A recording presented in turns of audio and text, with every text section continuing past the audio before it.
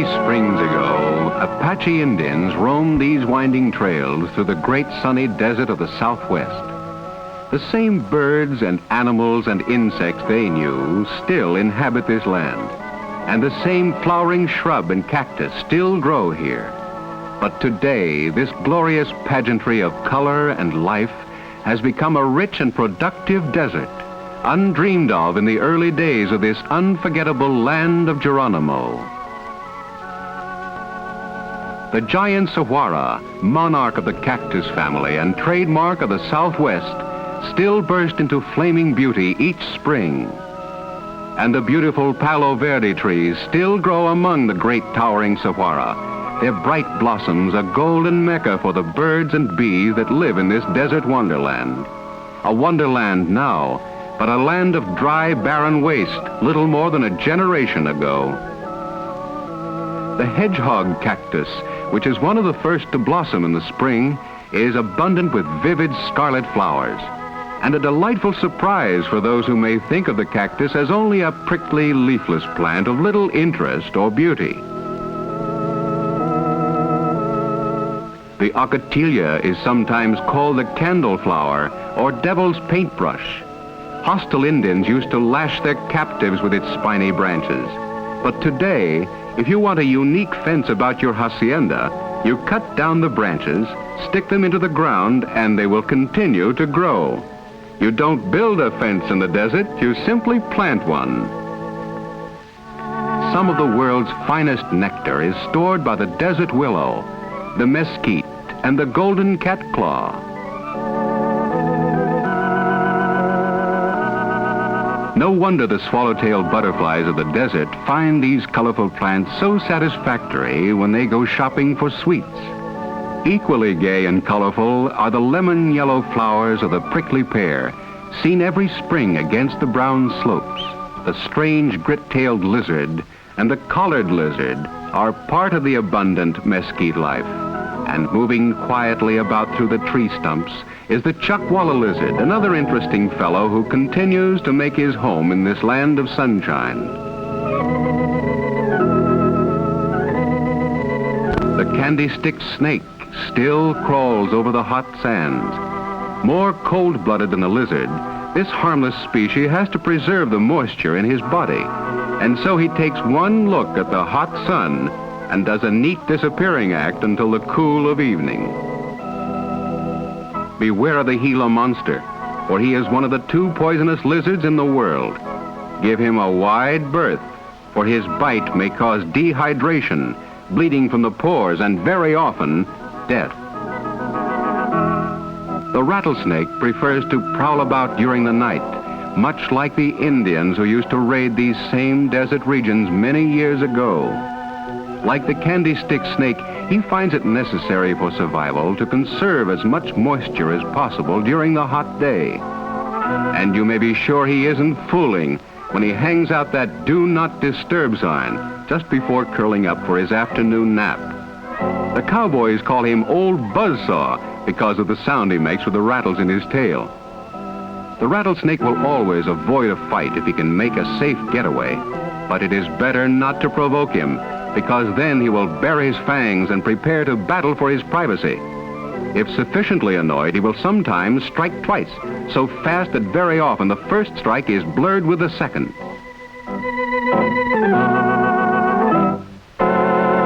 A desert waterhole is sure to be a center of thirst-quenching activity, for water is essential, and many species of birds gather here to drink their fill. They include the Gambel's quail, the mourning dove, and the small Sonora dove. The white-winged dove tests the cool water and finds it most refreshing indeed. And then the mourning dove steps up for his share, and very much like a horse, he drinks and then tosses back his head to swallow.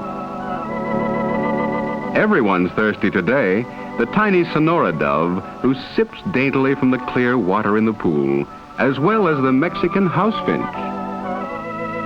The favorite sport of the vermilion flycatcher is to catch insects on the wing and fly them home to his family. When the thermometer registers 120 degrees, the birds of the desert are vitally concerned with air conditioning. and the wise mother bird spreads her wings carefully over the nest to keep her young cool.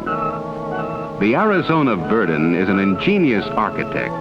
This small bird with the golden head and rusty shoulder patches uses the sharp twigs of the catclaw when he builds. He adds a roof to protect the nest from the heat of the desert day as well as from the chill of the desert night. And for extra protection, he lines the nest with plant down and feathers, because insulation is a practical necessity in the desert. The Arizona cardinal, who looks much the same as the eastern cardinal, is probably the most brilliant songster of the entire desert. When the male is fully matured, his plumage is bright scarlet. The cardinal is but one of the many beautiful birds who lend color and life to the Mesquite Mesa, which many folks think is a still and parched wasteland. The Gila woodpecker may be found near the saguaro forests, and while there is no shortage of trees, he has a definite housing problem. As soon as he has finished drilling a hole, a flycatcher, owl, or other bird may move in and take immediate possession. It isn't unusual for the Gila to complete 3 or 4 holes before he may occupy one himself. The mesquite forest is also the home of the Gambel's quail. In the early morning, a lookout searches the region for coyotes and snakes before the rest of the covey emerges. The survival of these noisy and chattering birds is a striking example of the vital part conservation plays in the desert country. 1,300 dozen Gambel's quail were shipped from Yuma County to California markets in a 6-week period during 1900. This species was finally saved from total extermination by strictly enforced game laws. These laws were so effective in their control that the Gambel's quail, which is considered to be one of the gamest of birds, may still be found over most of its former range and in sufficient number to permit hunting in the fall of each year. The summer cycle in the desert begins 2,000 feet above the plain in Sabina Canyon. During early July, rhydelias cover the ground with their gay beauty and add to the rapidly changing floral display. And the magnificent California poppies are a lovely sight as they push their bright way into the rising hills and up the narrow floors of the gullies until this once barren and desolate land is filled and covered with their rippling red and gold. In isolated places, the tiny mammillaria blooms. Virtually extinct, this delicate plant is most difficult to find. If you get too near the bigelow or jumping cholla, its branch tips will pierce your clothing, and its spines may even penetrate the leather of your shoes. And the great staghorn cactus is unpleasant to come in contact with, too, but a familiar sight as it stands out against the summer sky, its barren, spiny branches closely resembling the antlers of a deer. It might be well to take a tip from the Palmer thrasher, for he is a patient and painstaking bird who has learned to adapt himself admirably to his living conditions. And he must surely know great satisfaction in the battle for survival he wages so successfully. He deliberately builds his nest in the crown of the cholla, although it is a painful threat to most other forms of life on the desert, and he finds complete protection among its glistening thorny spines, because his home is built high and snug, and in taboo territory, the hungry fledglings within the thrasher nest may live happily without fear of coyotes, hawks, and other marauders. Even a reconnoitering snake who might try to climb the limbs of this cholla plant would be speared by its sharp needles and would wither and die in the blazing sun that floods the desert. The early settlers who barricaded their homes and fought for survival in this same country many years ago were not as completely protected from the dangers of the desert as the Palmer thrasher, who has turned a common obstacle into a stepping stone to safety.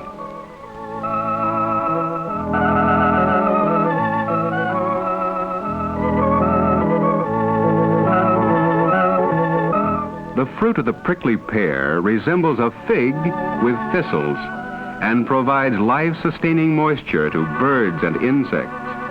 desert wasps and even the coyotes feed on these luscious pear-shaped fruit, and the Indians of the Southwest have learned to make jams and liquors from them. The corrugated cactus called the saguaro shoots up from the vast reaches of sand. In the southern part of Arizona, the only state in which they grow, 63,000 acres have been dedicated to the preservation of these proud giants, and their wax-white blossoms have been selected as the official flower of the state.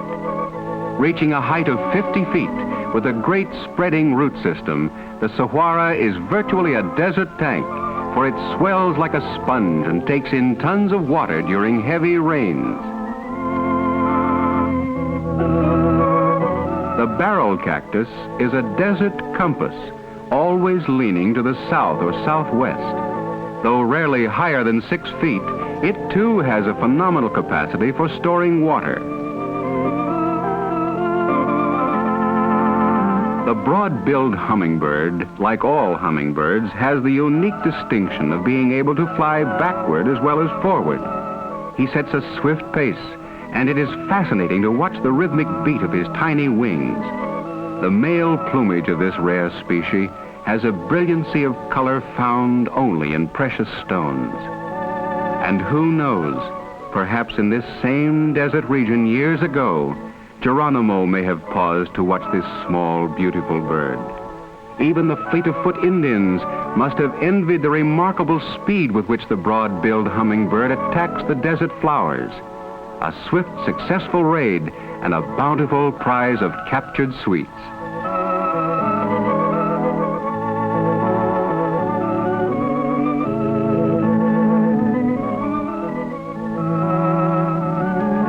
The Chiricahua Mountains rise some 2,000 feet above the level desert floor.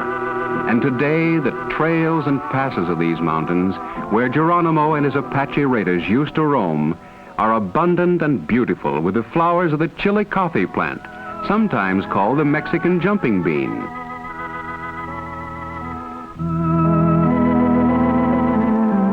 The yucca plant is found all through the lower mountain regions, and while it is in no way related to the cactus family, it is found in somewhat the same territory. Its creamy white blossom, which appears in clusters on a flowering stem, is the state flower of New Mexico. 2 of the species contain soap-like substances and have been used for washing purposes for many centuries.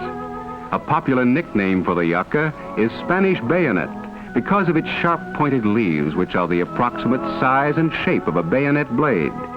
This plant is relished by cattle to such an extent that it is fast disappearing from most of the ranges. Over 500 species of acacia or locust tree are scattered over the warm regions, and the desert has its own proud share of the beautiful birds of paradise flower. Another handsome species of the hummingbird, the rufous, is quite common to these Chiricahua mountain slopes. When the sun hits the bright patch of his throat, he resembles a small gold nugget. He is an interesting little fellow to watch as he gathers nectar from the stalk of the mescal plant. And he has a most possessive attitude toward the stalk on which he works. If another bird approaches it, the rufous will soar 100 or more feet into the air, and then, like a miniature dive bomber, he will zoom down and knock the intruder from the flower. A serious and competitive business to the rufous, but an amusing sight to those who watch. The Arizona white-tailed deer, on the other hand, are most congenial in their habits as they feed quietly among the numerous shrubs found deep in the shade of the canyon. They seem to gorge themselves happily, but they could hardly be considered gourmets because their favorite of all foods is poison ivy. Beyond the Chiricahua Mountains and up through the northern part of Arizona toward the Grand Canyon are the ever-shifting whirlwinds or sand devils, which sometimes develop into the great dreaded twisters that strip the desert soil and blow the dried and uprooted tumbleweed plant across the highways and fields. This peculiar plant, so very appropriately named, tumbles awkwardly across the land just ahead of the strong and persistent wind. As it rolls along, it drops its seed, and so is continually being spread out and replanted in many new areas. Although it is nothing more than a dried-up weed, loosened and scattered by a desert wind, the tumbling tumbleweed is a strange and fascinating sight to watch and to wonder at. The amazing story of the Grand Canyon began millions of years ago. It is a story without an end, for the single span of all human existence is but a minute in the life of the immense gorge cut by the Colorado River into the high plateau of northern Arizona. To stand on its rim today is an experience that fills one with awe and wonder, a spectacle almost too great to comprehend or believe. History books tell of its fabulous length and width and depth, but if simple storytelling could adequately describe this geologic wonder, it might begin like this. Once upon a time, there was a slow, patient river. Then, of course, it flowed at sea level. But as the land rose higher and higher, it flowed more swiftly, and its cutting powers increased until today, this tearing, raging stream carries nearly 1 million tons of sand and silt each 24 hours. While the river cuts downwards in an almost unchanging course, the rocky walls of the canyon are exposed to wind and rain and chemical action, resulting in the most remarkable example of Earth's sculpture by erosion in the entire world.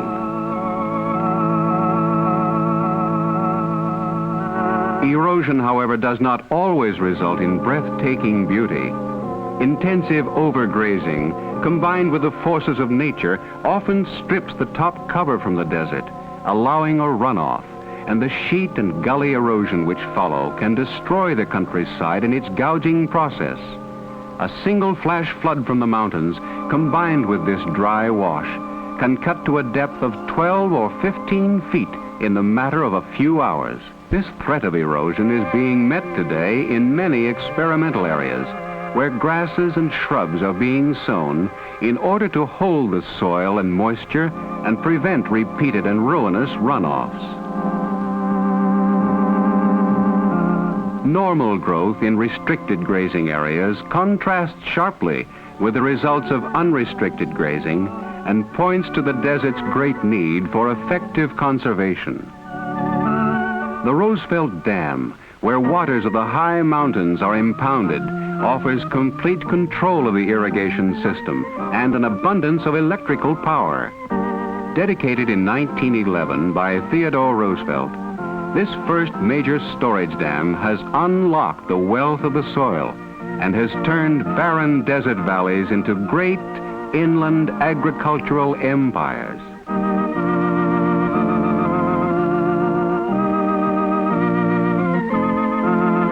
With the addition of this water, wheat fields are planted and their yield is flourishing and profitable. The warm winter climate makes it possible to harvest winter crops when they are not available in other parts of the country.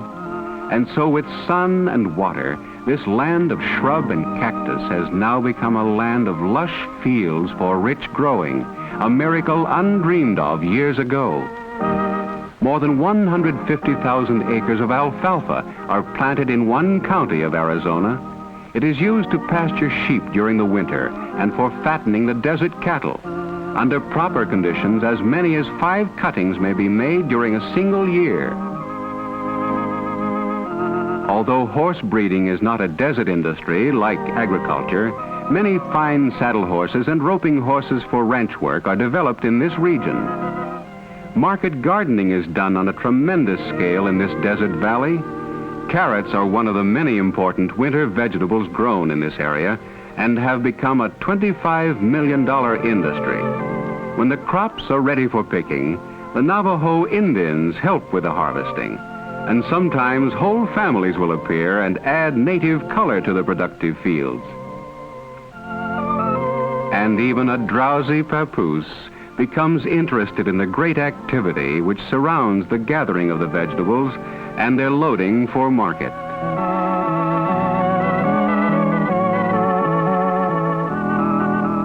Another vital crop is citrus fruit, which is making rapid strides as a source of agricultural income under the modern system of irrigation. There are acres and acres of orange groves throughout the Southwest, and hundreds of acres on which the huge desert grapefruit is grown. The desert country is virtually free from frost, that great and menacing arch-enemy of citrus fruit in all other states. Yes, there's plenty of good growing and good living in the superb climate of this land of Geronimo. A network of fine highways and excellent rail transportation make the large cities easily accessible to the rural folks so that they may share with their city cousins all the advantages of modern, gracious living in some of the more metropolitan areas.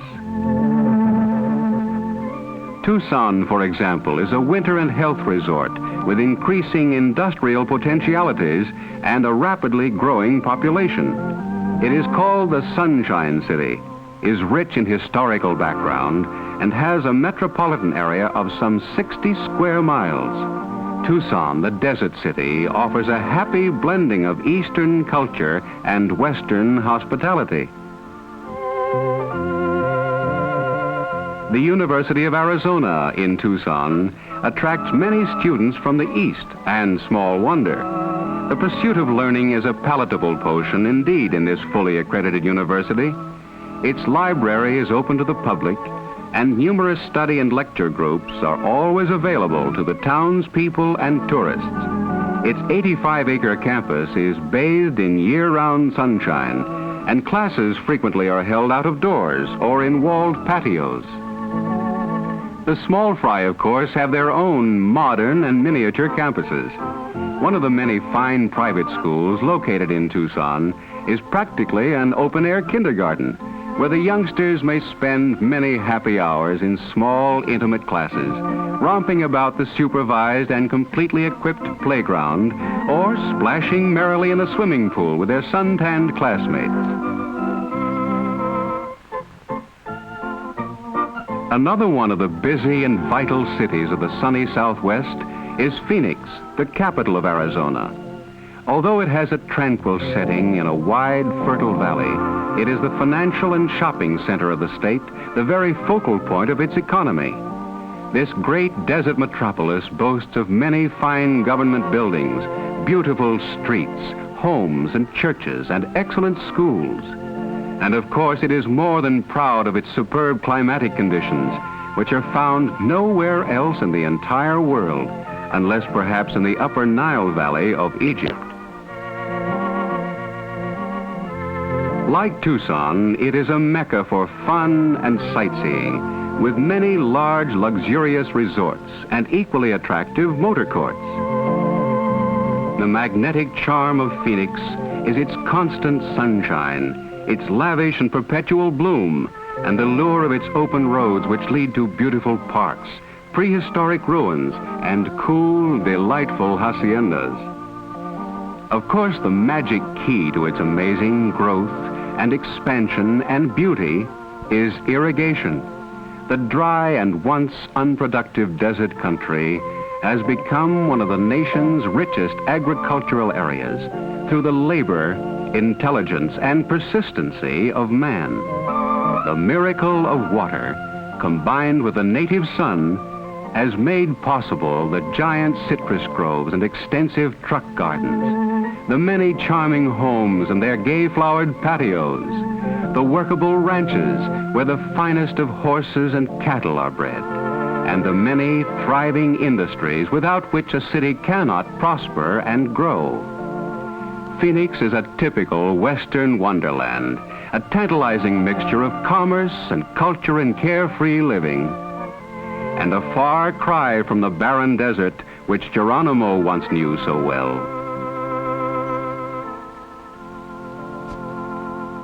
Not so very long ago, historically speaking, the Indians and white men knew nothing but hardship and struggle and uncertainty in their bitter battle for survival in this same desert. But today, this new land of Geronimo is a land of opportunity and promise, and there is work and play and plenty of good fellowship for the fortunate people who live and make a living in this rich country. Mountain trails that once were desolate and dangerous are now the favorite haunts of men and women seeking relaxation in the great healing outdoors of the Southwest. Parks and picnic sites are happy destinations of many riders who follow picturesque trails into the giant saguaro forests. And at the end of the day, as the sun sets, there is plenty of joy and contentment to be found beside the lively campfire where they stop to roast their steaks and chops. The Jemez Indians, as well as others who live on reservations in the Southwest today, are justly proud of their tribal traditions despite their new way of living. And to the accompaniment of tom-toms and chant, they still perform the buffalo dance, dramatic pantomime of the hunt.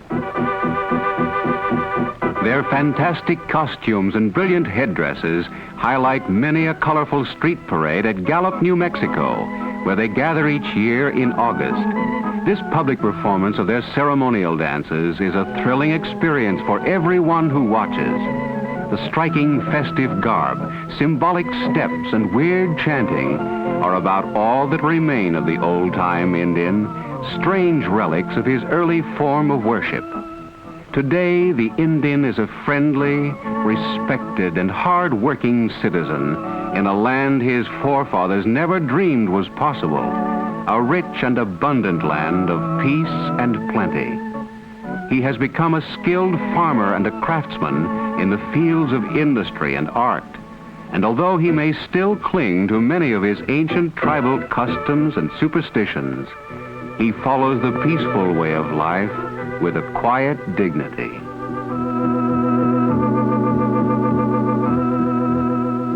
On the Navajo reservation, the corn dance is still celebrated. As in ancient times, the women grind the corn between the matete and the mano. For hour after hour, prayers are intoned for the precious corn crop.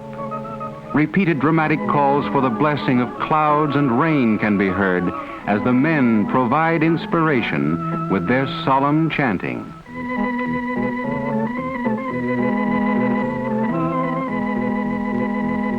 The toss, horse-stealing dance is another of the strange symbolic dances.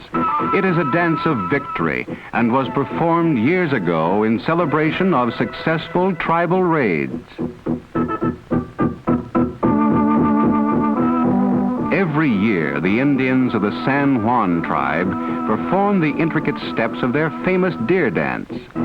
This is their spectacular way of asking the Great Spirit to watch over and to protect the deer during this period of privation, and that the green juniper boughs will afford protection to the fawn.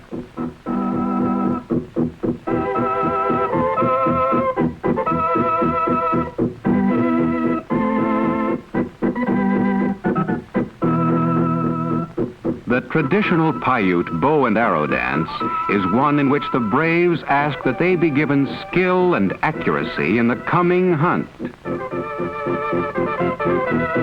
And this peculiar step, done by the Jemez hoop dancers, demonstrates their great dexterity with hoops fashioned from willow stalks.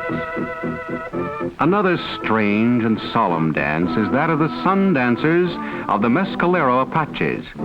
It is a devout and rhythmic celebration of their annual tribute paid to the young girls of their reservation who are about to enter womanhood. The Acoma Laguna Indians offer their traditional prayers to the bald eagle, who will always symbolize to them the Great Spirit who soars high above the desert plains, watching and caring for the flocks which graze in the green fields of this land of enchantment.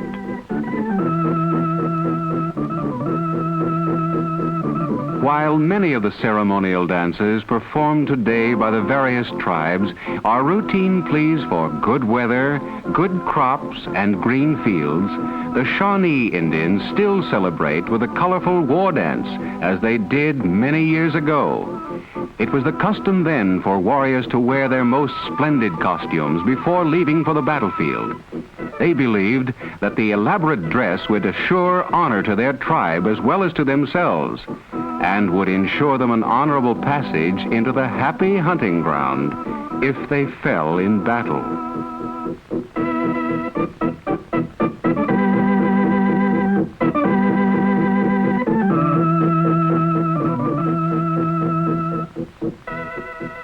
The women on the Papago Reservation are skilled in basket work, rug weaving, pottery, and many other crafts.